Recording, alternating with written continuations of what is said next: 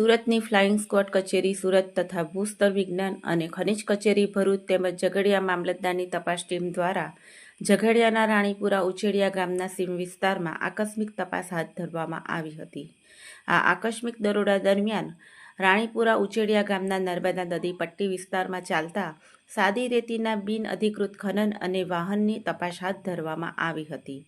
જે તપાસ દરમિયાન એક એક્સકેવેટર મશીન, ખાણકામમાં વપરાતી એક યાંત્રિક નાવડી અને 11 ડમ્પરો જપ્ત કરી આગળની કાયદેસરની કાર્યવાહી હાથ ધરવામાં આવી હતી.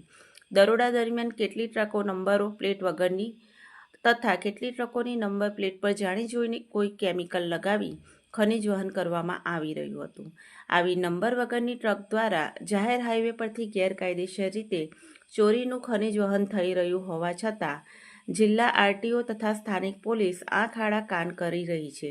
Jayshil Patel, TPN channel, Jhagadia.